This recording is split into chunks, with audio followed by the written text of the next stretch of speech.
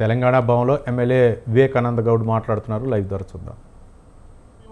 BRS party తరఫున ఈ ప్రభుత్వం విఫలం చెందింది, వైఫల్యం చెందింది, ప్రజలని మరొకసారి మోసం చేసే ప్రయత్నం చేస్తూ ఉంది, ప్రజలను మభ్యపెట్టే ప్రయత్నం చేస్తూ ఉంది, ప్రజలని పక్కదారి పట్టించే ప్రయత్నం చేస్తూ ఉంది.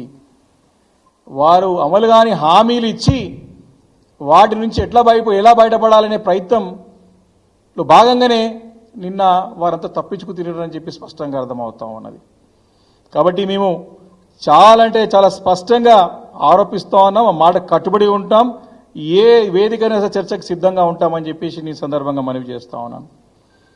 ఇంత ఘోరంగా వారి యొక్క వ్యవహారం ఉందంటే ఈ గ్రామ సభలలో పాల్గొన్నటువంటి నాయకులు ఒక వ్యవహారం కేవలం ఇది మా పార్టీ కాంగ్రెస్ పార్టీ కార్యకర్తలకే ఇస్తాం అని అధికారికంగా ప్రకటనలు చేస్తూ ఉంటే ఈరోజు తెలంగాణ సమాజం అంతా కూడా సిగ్గుపడుతూ ఉంది.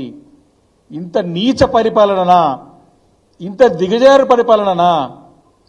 అర్హులైన కాదు, పేదవారికి కాదు, మా కాంగ్రెస్ పార్టీ నాయకులకే, మేము ఈ యొక్క కాంగ్రెస్ పార్టీ కార్యకర్తలకే ఈ యొక్క పథకాలను మేము అమలు చేస్తాం, వారికే ఇస్తాం అని చెప్పి నిస్సిగ్గుగా ఈరోజు కాంగ్రెస్ పార్టీ ప్రతినిధులు ప్రకటనలు చేస్తూ ఉంటే ప్రజలు ఎక్కడికి పోవాలి, పేదవాళ్ళు ఎవరికి చెప్పుకోవాలని తెలియని బాధతోని అధికారం నిలదీస్తూ ఉంటే సమాధానం చెప్పలేని ప్రభుత్వం ఈరోజు విహారయాత్రల్లోకి తిరుగుకుంటూ మరి ముఖం చాటేసే ప్రయత్నం చేస్తూ ఉందని చెప్పి సందర్భంగా మనం చేస్తూ ఉన్నాం. మరి నిన్న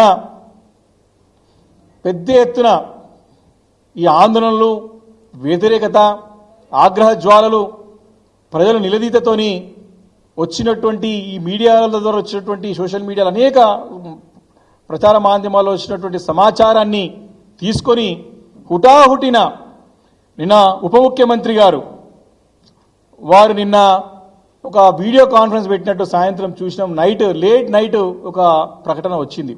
ఈరోజు పొద్దున పేపర్లో చూసాం, నిన్న వివిధ ఛానల్లో కూడా వారి యొక్క ప్రకటనలు చూశాం. వారు దీన్ని బాగా మెచ్చుకుంటూ అంటే మళ్ళొకసారి దీన్ని అంటే ఏ రకంగానంటే పాలిష్ చేసే రకంగా దీన్ని మళ్ళా తెలియకుండా చాలా బాగా జరిగిందని